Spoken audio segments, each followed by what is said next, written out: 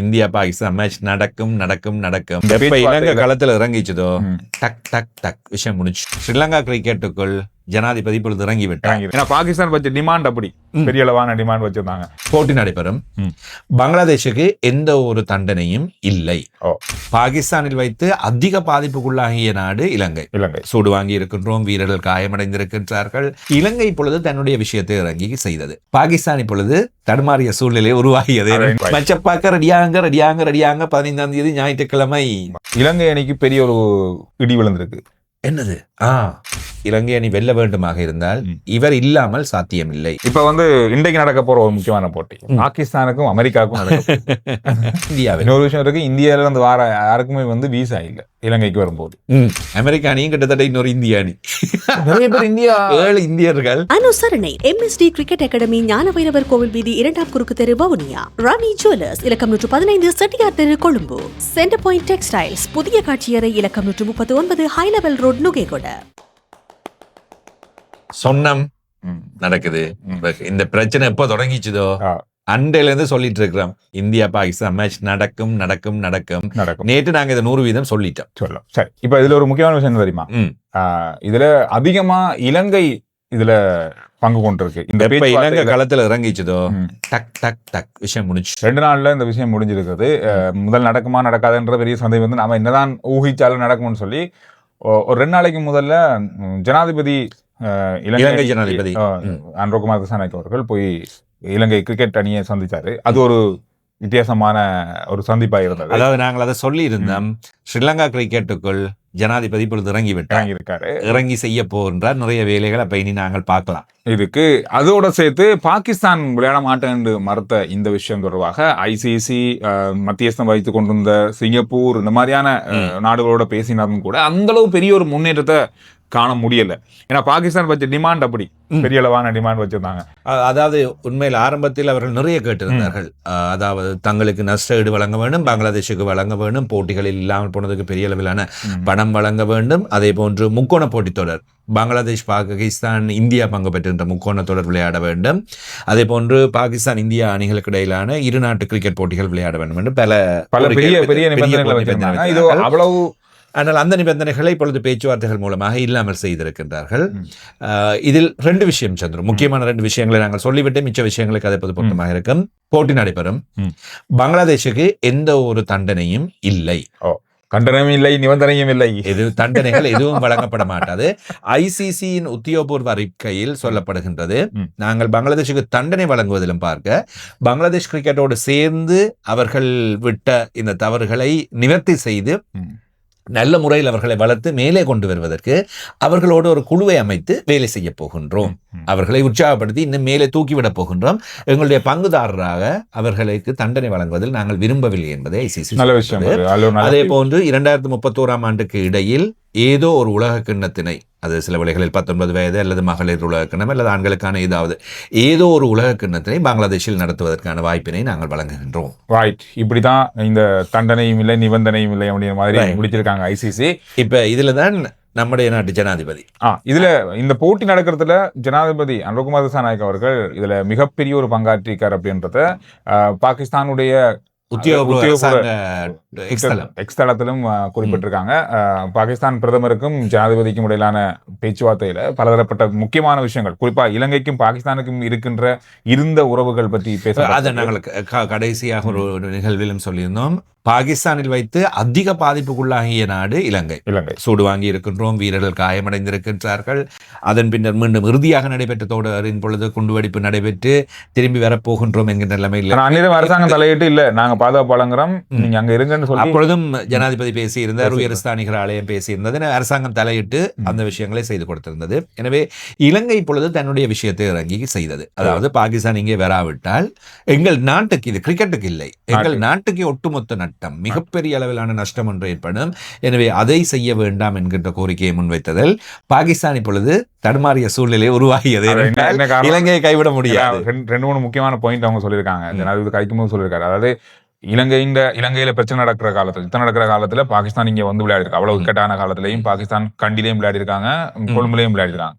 அதே போல பாகிஸ்தானுக்கான டூர் எல்லாத்துலயுமே இலங்கை எங்கேயுமே மறக்காம போயிருக்காங்க. பாகிஸ்தான் இதற்கு உதவணும் அப்படின்ற ஒரு கோரிக்கை தான் அங்க வைக்கப்பட்டது. அதன் பின்னர் பாகிஸ்தான் இப்பொழுது அதை மறக்க முடியாது. தொடர்ச்சியான பேச்சுவார்த்தை. பாகிஸ்தான் காட்டின டிமாண்ட் பாகிஸ்தானுக்கு தெரியும். பாகிஸ்தான் இந்தியா போட்டி நடைபெறாவிட்டால் ஐசிசி மற்றும் உண்மையில் இந்திய கிரிக்கெட் கட்டுப்பாடு சபையிலுமாக இலங்கை கிரிக்கெட் கட்டுப்பாடு சபை முழுமையான ஏற்பாட்டாளர்களாக அனுசரணையாளர்கள் என்று பார்க்கின்ற வகையில் இந்திய கிரிக்கெட் கட்டுப்பாடு சபை இவர்களுக்கு மிகப்பெரிய நஷ்டம் ஒன்று ஏற்படும். அதைத்தான் அவர்கள் கையில் டிமாண்டாக பிடித்தார்கள். அதை வைத்துக் கொண்டுதான் இந்த சகல விஷயங்களையும் செய்து கொண்டார்கள்.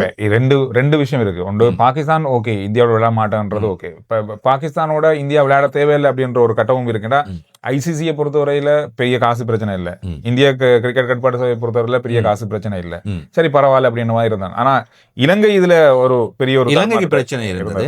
அதே மாதிரி சந்தூர் ஆரம்பத்திலிருந்தே பங்களாதேஷ் அரசாங்கம் சொன்னது இதனால் விலகுகின்றோம் என்று சொன்னதை தவிர அவர்கள் ஆரம்பத்திலே அறிவித்து விட்டார்கள். அந்த அறிவிப்போடு நாங்கள் ஐசிசிக்கு எதிராக எதுவும் செய்ய மாட்டோம், அதாவது சேலஞ்ச் பண்றதோ அல்லது வேறு எந்த விஷயங்களை செய்வதோ எதையுமே நாங்கள் செய்ய மாட்டோம் என்று அவர்களுக்கு முதல்ல தெரியும். அதன் மூலமாக தங்களுடைய நாட்டுக்கும் கிரிக்கெட்டுக்கும் பாதிப்புகள் ஏற்படுகிறது. எனவே அந்த இடத்தில் தான் பாகிஸ்தான் இறங்கி பங்களாதேஷுக்கு ஒரு சப்போர்ட் கொடுத்தது. எனவே இணைந்து செய்யலாம் என்பது போல ஏதோ ஒரு விதத்தில் இப்பொழுது பிரச்சனை சுமூகமாக நிறைவுக்கு வந்திருக்கின்றது. மச்சப்பாக்க ரெடியாங்க 15ஆம் தேதி ஞாயிற்றுக்கிழமை, வாரம் ஞாயிற்றுக்கிழமை மேட்ச் இருக்க போதும். கேன்சல் பண்ணவங்க எல்லாம் புக் பண்ணுங்க. அது ஒரு தூரம் பார்க்கணும். அதாவது நான் முந்தின நாள் தேடி பார்க்கும்போது நிறைய ஹோட்டல்கள்ல அந்த மாதிரி இந்த ஹாஸ்டல் இருக்கு தானே, எனக்கு தெரிஞ்ச ஒரு ஹாஸ்டல் இருக்கு ஜனாதிபதி சேலத்தோட இருக்கிற நிறைய ஹாஸ்டல் இருக்கு. அது பொருள் வெளிநாட்டவர்கள் மட்டும்தான் அதுல புக் பண்ணலாம். இப்போ நான் சும்மா கால் பண்ணி கேட்டு பார்த்தோம், ஓம் தம்பி 14 பேர் இது வரைக்கும் கேன்சல் பண்ணிருக்காங்க. 14 பேர் அதுக்குள்ள 40 அறைகள் இருக்கு. திருப்பி கிடைக்காது. திருப்பி கிடைக்காது. அதை எப்ப புக் பண்ணிருக்காங்க, 2 மாசத்துக்கு முதலே புக் பண்ணிருந்திருக்காங்க. அது எல்லாமே கேன்சல் பண்ணப்பட்டது. தங்களுக்கு பெரிய இழப்பு இல்லை இப்ப டூரிஸ்ட் நீங்க வரதால. ஆனா அதை திரும்ப அவங்க எடுக்கும்போது எடுக்க முடியாது. அந்த மாதிரி ஒரு விஷயம் ஒரு இடத்துல பேசும்போது இல்ல இந்த வாரத்துக்கு இப்ப அந்த கேன்சல் எல்லாம் திருப்பி இப்ப இன்றைக்கே முடிஞ்சிடும். அதனால அது பெரிய ஒரு பிரச்சனை சிக்கலாக இருக்க போவதில்லை. எனவே இப்பொழுது நாங்கள் நேற்றைய நிகழ்ச்சியிலும் இதை சொல்லி இருந்தோம் பதிவிலும். இதன் ஹைப் வந்து இப்ப மிகப்பெரிய பெரிய பாகிஸ்தான் போட்டி வந்து தொலைக்காட்சியிலையும் சரி நேரடியா பார்ப்பதிலும் சரி, நேரடியா பார்ப்பது எப்படிதான் பார்த்தாலும் 35,000 பேரை தாண்டி ஆர்பிஎம் செல்ல முடியாது. ஆனா தொலைக்காட்சி ஏனைய தளங்களில் பார்க்க போகின்றவர்கள் என்பது கூடுதலாக போட்டியை பார்த்தவர்களாக இந்த போட்டி மாறும். கண்டிப்பா மாறும். இலங்கை அணிக்கு பெரிய ஒரு இடி விழுந்திருக்கு. என்னது? இது மிகப்பெரிய அடி. உலக கிண்ணத்தினை இலங்கை அணி வெல்ல வேண்டுமாக இருந்தால் இவர் இல்லாமல் சாத்தியமில்லை. இவர் தான் தேவை. பந்து வீச்சில் மிக மிக மிக முக்கியமாக தேவை. ஆனால் துடுப்பாட்டத்திலும் மிகப்பெரிய அளவில் கை கொடுத்து கொண்டிருக்கின்றவர் வனிந்து ஹசரங்க உலக கிண்ண தொடரிலிருந்து வெளியேற வேண்டிய நிலைமை உருவாகி இருப்பதாக தகவல் இரவே வந்துட்டு. இந்த தகவல் வந்து இப்ப உத்தியோகபூர்வமா செய்தி தளங்களை ஐசிசிக்கு இன்னும் அனுப்ப இல்லை, வைத்திருக்கின்றார்கள் என்றால் அடுத்த போட்டி நாங்கள் நேற்றைய தினம் ஒரு பிழையை விட்டிருந்தேன். எனவே அதுக்கு மன்னிப்பு கோரிக்கொள்ள வேண்டும். ஆஸ்திரேலியா இலங்கை அணிக்கிடையிலான போட்டியில் அடுத்ததாக இருப்பது இலங்கை ஓமான் அணிகளுக்கு இடையிலான நேற்று ஆஸ்திரேலியா என்ற மாதிரி சொல்லியிருந்தேன். எனவே அதுக்கு மன்னித்து கொள்கின்றேன். எனவே அந்த போட்டியில் ஓமானோடு வனிந்து ஹசரங்க இல்லை என்பது எங்களுக்கு பெரிய பிரச்சனையாக இருக்க போவதில்லை. ஆனாலும் அடுத்த ஆஸ்திரேலியாவினுடைய போட்டி என்பதும் ஏனைய போட்டிகளுக்கும் ஹசரங்க முக்கியமாக தேவை. இன்னும் கொஞ்சம் பொறுத்திருந்து இலங்கை பார்த்துவிட்டு ஐசிசியிடம் ரீப்ளேஸ்மெண்ட் கேட்பார்கள். துஷான் ஹேமந்த் அணியோல் சேர்க்கப்பட்டிருப்பதனால் அவர் மேலதிகமாக கிட்டத்தட்ட ஒரே மாதிரியா பந்து வீசக்கூடியவர்கள். துஷான் ஹேமந்த் துடுப்பாட்டத்திலும் நல்ல முறையில் செயல்படக்கூடியவர், களத்தடுப்பும் செய்யக்கூடியவர். எனவே அதன் காரணமாக அதெல்லாம் சாதாரணம் தான். அதுக்கு ஏற்ற மாதிரியான வீரர்கள் இருந்தா சரி. அதுதான் இலங்கையில இருக்க பெரிய பாதிப்பு. ஹசரங்கவின் காலம் கிட்டத்தட்ட முற்றுப்புள்ளியை நோக்கி நகர்.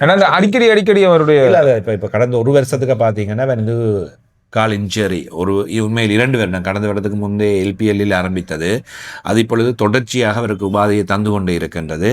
எனவே மாற்றீட்டு வீரர், பிரதியீட்டு வீரர் அல்லது அந்த இடத்தை இனி ஒருவர் கவனித்துக் கொள்ள வேண்டும். நிச்சயமா. இப்ப வந்து இன்றைக்கு நடக்க போற ஒரு முக்கியமான போட்டி பாகிஸ்தானுக்கும் அமெரிக்காவுக்கும் இலங்கையில் நடக்குது. இலங்கையில் எஸ்எஸ்சியில் நடக்க போற முதலாவது இரவு பகல் போட்டி. அதாவது இரவு பகலில் இரவு போட்டியா இருக்க போகுது. 7 மணிக்கு இன்றைக்கு ஆரம்பிக்க போகுது இந்த போட்டி.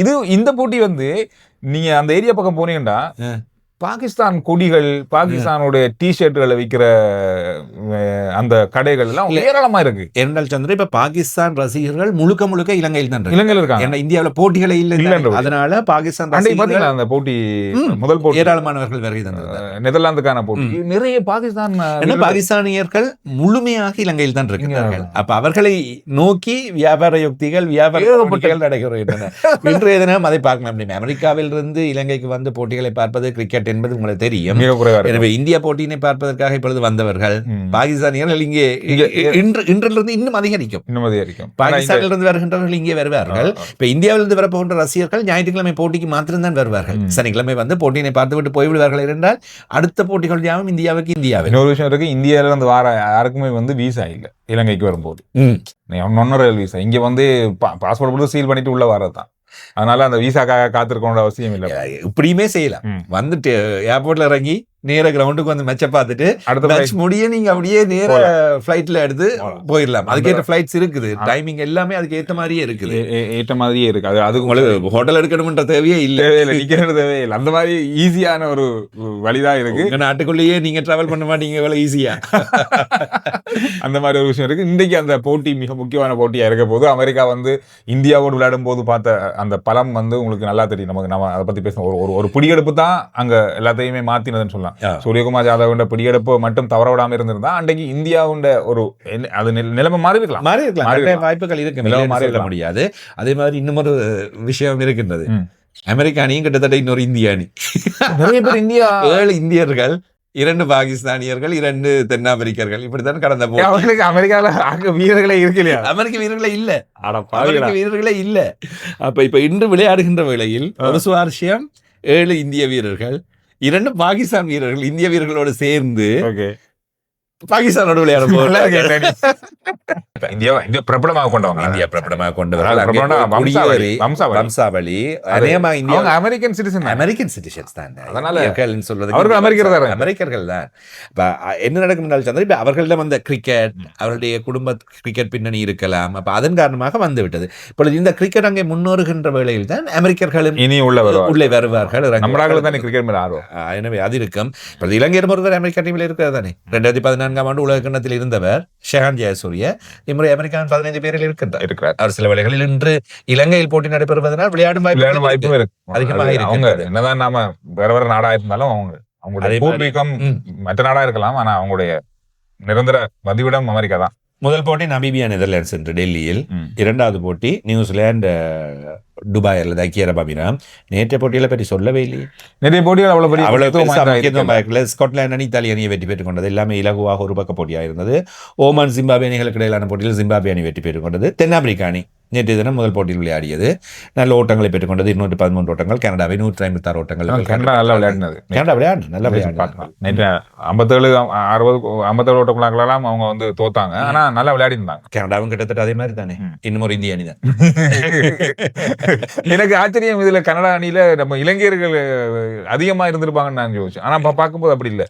இப்ப இலங்கையில இருந்து போனவர்கள், கனடாவுக்கு எல்லாம் போனவர்கள் இலங்கையை சேர்ந்த தமிழர்கள் தான் அதிகமா இருக்கிறார்கள். கிரிக்கெட்டுக்கு கொஞ்சம் ஆர்வம் காட்டுறதில்லை. அவங்க தொழில் உழைப்பு அதுகளோட போயிடுவாங்க. அதனால ஒரு 2 பேராவது அதுக்குள்ள இருப்பாங்களா இருக்கும். அங்கேயும் இந்தியாவை சேர்ந்தவர்கள், இந்திய வம்சாவளியினர் வந்து அதுக்குள்ள அப்படியே கிரிக்கெட், அவர்கள் அதான் கிரிக்கெட் ஒரு சமயம் என்று சொல்கின்ற வேளையில் சென்று அங்கே அது ஊறி இருக்கின்றது. ஏதோ ஒரு விதத்தில் அந்த திறமை தண்டபாட்டில் வெளியே காட்டப்படும். அதன் காரணமாக தான் சகல நாடுகளிலுமே எந்த நாடு, இந்த நாடு அந்த நாடு என்று இல்லை, எந்த நாடு ஒரு துறையில வந்து அவர்களை பார்க்கலாம். ஒரு துறையில ஒரு நாடு வளருதுன்னு சொன்னா அது எந்த நாட்டுல இருந்தாலும் அவங்க அதை பின்பற்றுவாங்க. அது இந்தியாவுக்கு இருக்கு, அது பலம் பெரிய அதுதான். எனவே அதை வைத்துக் கொண்டு அவர்கள் வளர்ந்து கொண்டிருக்கிறார்கள். எனவே இன்றைய நாள் கிரிக்கெட்டுக்கு சந்தோஷமான மகிழ்ச்சியான நாள். நீங்க என்ன நினைக்கிறீங்கன்றத கருத்துக்கள்ல சொல்லுங்க. அடுத்த வீடியோல சந்திக்கிறோம்.